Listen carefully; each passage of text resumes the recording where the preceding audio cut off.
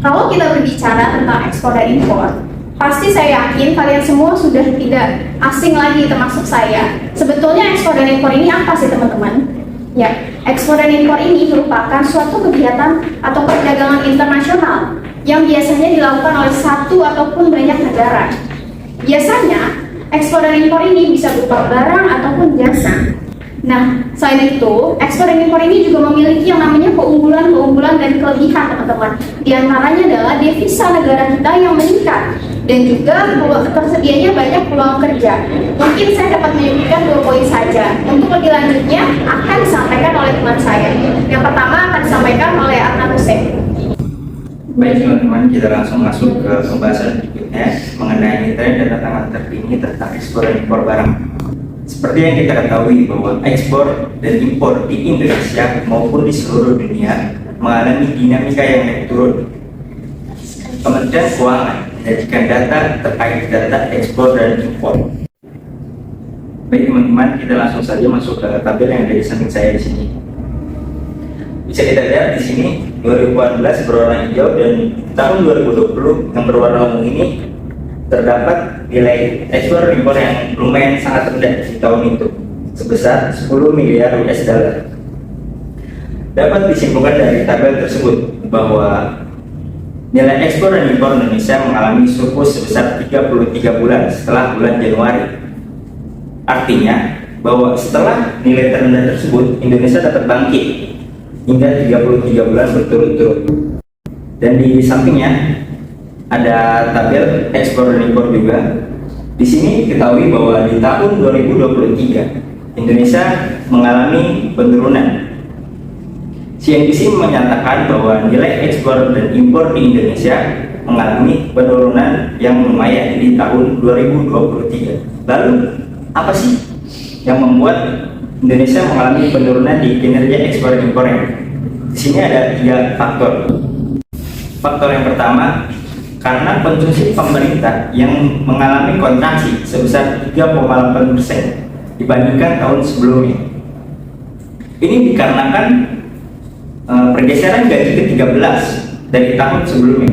Faktor yang kedua, karena adanya perlambatan ekonomi global dan diperkirakan akan terus berlanjut. Namun pemerintah sudah melakukan kebijakan mengenai hal ini. Dan faktor yang ketiga, karena kinerja perdagangan internasional mengalami kontraksi di tengah perlambatan perdagangan global. Meskipun Indonesia mengalami penurunan di ekspor dan impor, namun Indonesia masih mampu untuk menjaga pertumbuhan ekonomi di tengah gelonjak perekonomian global. Konsumsi masyarakat menjadi peranan penting dalam pertumbuhan ekonomi Indonesia. Lalu apa sih yang membuat Indonesia tuh masih mampu untuk menjaga ekonominya? Salah satu halnya karena adanya teknologi yang memberikan perubahan signifikan dalam perdagangan internasional, terutama ekspor dan impor. Dengan adanya teknologi, proses ekspor dan impor menjadi lebih efisien dan produktif. Dan dengan adanya teknologi juga, data ekspor dan impor dapat diverifikasi dengan lebih tepat dan akurat. Dampak globalisasi dan digitalisasi terhadap perdagangan ekspor dan impor. Ekspor dan impor memiliki peran yang sangat penting bagi perekonomian Indonesia dan hubungan perdagangan internasional. Globalisasi memungkinkan terjadinya perdagangan internasional antar negara melalui ekspor dan impor, serta mempengaruhi bisnis internasional melalui perubahan tata nilai, sikap masyarakat, dan manajemen bisnis. Globalisasi dan digitalisasi sangat mempengaruhi perdagangan internasional, terutama pada era modern. Globalisasi dan digitalisasi sangat mempengaruhi perdagangan internasional, terutama pada era digitalisasi. Banyak dampak yang dirasakan oleh semua orang yang ada di dunia. Oleh karena itu, globalisasi dan digitalisasi memberikan dampak positif dan negatif pada perdagangan internasional di era ini. Adapun dampak positifnya yaitu yang pertama bagi produsen. Produk dari sebuah perusahaan akan lebih dikenal global melalui promosi dan bantuan teknologi. Contohnya seperti sepatu yang terkenal dengan merek Nike, Adidas, Converse, dan lain-lain yang dipromosikan melalui sosial media dan dikenal di setiap negara. Yang kedua, kemakmuran masyarakat suatu negara dapat meningkat. Dampak ini bisa dilihat dengan adanya komoditas atau barang sebuah daerah atau perusahaan yang diekspor ke luar negeri. Jika komoditas atau barang yang diekspor banyak, pastinya jumlah produksi akan meningkat. Yang ketiga, banyaknya investasi dan modal yang diperoleh. Ketika suatu perusahaan berhasil mendapatkan keuntungan dengan menjual barangnya pada pasar internasional, tentu akan menarik perhatian para investor luar negeri.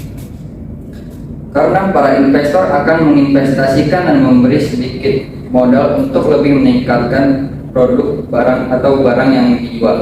Dan adapun dampak negatifnya yaitu pertama, perubahan perilaku konsumtif pada masyarakat yang diakibatkan dari masuknya budaya luar negara dan ditiru oleh masyarakat. Yang kedua, perkembangan sistem perdagangan. Perkembangan sistem perdagangan luar negeri yang semakin bebas dapat menghambat sektor industri. Yang ketiga, neraca pembayaran yang tidak stabil. Adanya ketergantungan impor pada negara-negara dengan produk yang berkualitas tinggi.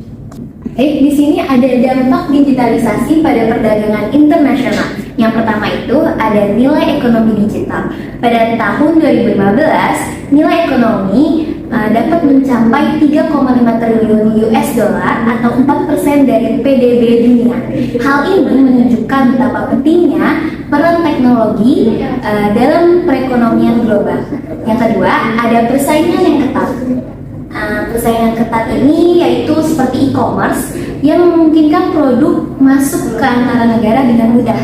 Namun, tantangan ini juga dapat memperburuk ketimpangan di mana beberapa kelompok cepat mengikuti perkembangan digital sementara kelompok lain ada yang tertinggal. Yang ketiga, ada perubahan model bisnis.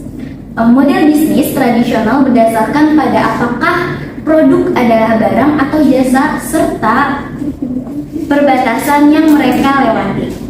Nah, di sini ada peran teknologi dan inovasi dalam meningkatkan efisiensi dan daya saing ekspor dan impor. Teknologi dan inovasi merupakan peran penting dalam meningkatkan efisiensi dan daya saing ekspor dan impor. Kenapa? Karena jika suatu perusahaan dan negara ingin meningkatkan efisiensi dan produktivitasnya, maka harus melalui peningkatan teknologi, manajemen, dan pengembangan produk baru yang lebih efektif. Teman-teman, selanjutnya kita akan membahas salah satu contoh penerapan teknologi dan inovasi dalam kegiatan ekspor impor. Yang pertama yaitu penerapan analisis big data dan juga kecerdasan buatan atau yang kita ketahui dengan AI dalam kegiatan ekspor maupun impor untuk mengoptimalkan arus perdagangan dan mengurangi biaya dalam kegiatan ekspor impor. Pada umumnya, teknologi dan inovasi ini digunakan oleh perusahaan untuk meningkatkan efisiensi dan juga daya saing dalam kegiatan ekspor impor. Nah, di Indonesia maupun di berbagai negara lainnya telah diberlakukan beberapa teknologi dan inovasi tersebut. Salah satunya yaitu Big Data dan AI ini. Dengan menggunakan AI dan Big Data ini, organisasi atau perusahaan dapat mengidentifikasi berbagai pola atau tren pasar, mengelola risiko, mengoptimalkan logistik, mengumpulkan intelijen pasar, dan juga mengarahkan pada proses biaya dan cukai. Nah, penerapan analisis Big Data dan juga AI ini dapat dilakukan dengan cara yang pertama, yaitu menganalisis data dalam jumlah besar. Nah, hal ini akan membantu perusahaan maupun organisasi dalam mengambil keputusan baik mengenai produk mana yang akan mereka ekspor maupun impor, lalu pasar mana yang akan ditargetkan, dan juga bagaimana perusahaan mengoptimalkan rantai pasokan mereka. Nah, yang kedua, Big Data dan AI ini juga digunakan bagi perusahaan untuk mengidentifikasi dan mengelola resiko dalam kegiatan ekspor impor. Hal ini dapat mencakup mengidentifikasi potensi gangguan yang akan terjadi pada rantai pasokan, memantau kepatuhan terhadap peraturan-peraturan yang ada, dan juga mendeteksi penipuan-penipuan yang akan terjadi. Nah, yang terakhir, Big Data dan AI ini juga digunakan untuk mengoptimalkan logistik dalam ekspor dan impor. Hal ini dapat mencakup mengoptimalkan rute pengiriman, mengurangi waktu transit, dan juga meningkatkan manajemen inventaris. Nah, dengan memanfaatkan AI dan Big Data ini dan mengintegrasikannya ke dalam strategi perusahaan, maka negara-negara yang bersangkutan dapat membuka jalannya menuju perdagangan yang berkelanjutan dan juga yang lebih optimal. Penggunaan teknologi blockchain untuk meningkatkan transparansi dan keamanan terhadap transaksi internasional dalam ekspor dan impor. Teknologi blockchain dapat memberikan manfaat yang signifikan yang meningkatkan transparansi dan keamanan terhadap transaksi internasional dalam ekspor dan impor. Berikut adalah beberapa cara di mana teknologi blockchain dapat digunakan untuk tujuan tersebut. 1. Transparansi. Blockchain memungkinkan semua pihak yang terlibat dalam jaringan untuk melihat semua transaksi yang terjadi, menciptakan tingkat transparansi yang tinggi karena semua transaksi dapat diverifikasi oleh semua pihak yang terlibat. 2. Keamanan. Data dalam blockchain dekripsi menggunakan algoritma kriptografi sehingga sulit untuk diakses atau dimanipulasi oleh pihak yang tidak berwenang. Selain itu, blockchain menciptakan sistem yang terdesentralisasi dan anti rusak untuk mencatat transaksi sehingga dapat mengurangi risiko keamanan. 3. Pencatatan data yang transparan dan permanen. Blockchain memungkinkan terciptanya sistem pencatatan data yang transparan dan permanen dengan tingkat keamanan yang tinggi. Hal ini dapat membantu dalam memastikan integritas data transaksi internasional dalam ekspor dan impor. Oke, di sini saya akan melanjutkan tentang potensi manfaat dan tantangan terhadap dampak teknologi baru seperti 5G, komputasi kuantum, dan Internet of Things atau IoT dalam kegiatan ekspor dan impor. Tentunya dengan kemajuan teknologi baru, maka kegiatan ekspor dan impor akan semakin lebih luas dan tentunya akan menjadi lebih mudah juga. Di sini ada manfaat dan tantangan dari teknologi 5G. Pengertian dari teknologi 5G adalah generasi kelima dari teknologi seluler yang memungkinkan konektivitas menjadi cepat dan handal. Lalu di sini juga ada manfaatnya, yaitu yang pertama peningkatan produktivitas dan efisiensi. Lalu yang kedua ada peningkatan keamanan dan efisiensi dalam transportasi. Yang ketiga yaitu ada peningkatan koneksi internet. Dan tentunya ada tantangannya juga dalam kegiatan ekspor dan impor. Antara lain yang pertama yaitu ada kurangnya pengetahuan dan keterampilan, kerentanan keamanan, dan selanjutnya ada persaingan. Lalu yang kedua ada komputasi kuantum. Komputasi kuantum adalah teknologi komputer terbaru yang menggunakan sistem komputasi berdasarkan teori kuantum. Cara kerjanya adalah dengan menggunakan bit kuantum atau qubit yang dapat menyanyikan nilai 1 dan 0 secara bersamaan. Lalu yang pertama itu ada manfaatnya, peningkatan keamanan data. Yang kedua ada peningkatan efisiensi. Yang ketiga ada peningkatan inovasi. Lalu selanjutnya ada tantangannya. Yang pertama yaitu ada kurangnya pengetahuan dan keterampilan. Yang kedua yaitu ada biaya implementasi. Yang ketiga ada keterbatasan kuantum. Oke, di sini juga ada Internet of Things. Pengertian dari Internet of Things adalah konsep di mana objek-objek fisik yang biasanya tidak terhubung ke internet atau jaringan komputer lainnya dapat saling berkomunikasi dan bertukar data melalui jaringan internet. Di sini juga ada manfaatnya dalam kegiatan ekspor dan impor. Yang pertama yaitu ada meningkatkan efisiensi, yang kedua itu ada meningkatkan keamanan, yang ketiga ada meningkatkan produktivitas. Selanjutnya juga ada tantangannya. Yang pertama yaitu keamanan dan privasi. Yang kedua ada manajemen dan analisis big data. Yang ketiga ada ketergantungan pada koneksi. Baik teman-teman, selanjutnya kita masuk ke dalam manfaat dalam penerapan teknologi baru dalam kegiatan ekspor dan impor. Di sini terdapat 3 poin. Yang pertama ada efisiensi, waktu, biaya, dan tenaga. Kenapa bisa dibilang efisien? Karena dengan adanya penerapan teknologi baru dalam kegiatan ekspor dan impor ini dapat memudahkan yang namanya pegiat ekonomi ekspor dan impor ini dalam melaksanakan komunikasi, jual beli ataupun transaksi teman-teman. Biasanya kan mereka penggiat ini kalau untuk transaksi harus bertemu di suatu tempat. Namun dengan adanya teknologi ini mereka dapat menjalankan yang namanya transaksi secara real time dimanapun dan juga kapanpun. Oleh karena itu, ini dapat meringankan biaya operasional dari perusahaan tersebut, makanya dibilang efisien.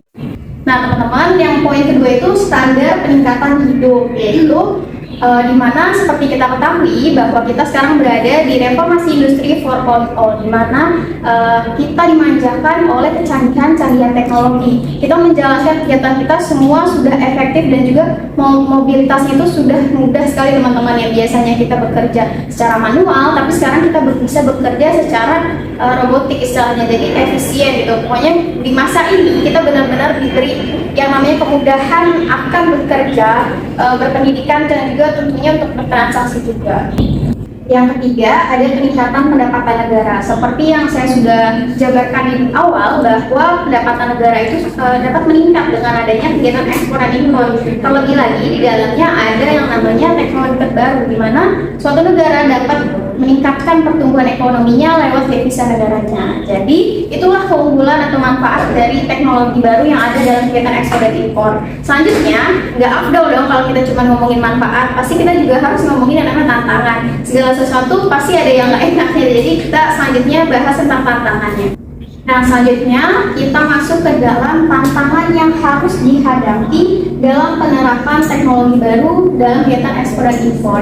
Sama seperti di awal, saya hanya mengambil 3 poin saja teman-teman. Yang pertama ada persaingan yang ketat, dan yang kedua ada perubahan selera konsumen, dan yang terakhir ada kendala infrastruktur dan juga tentunya kebijakan.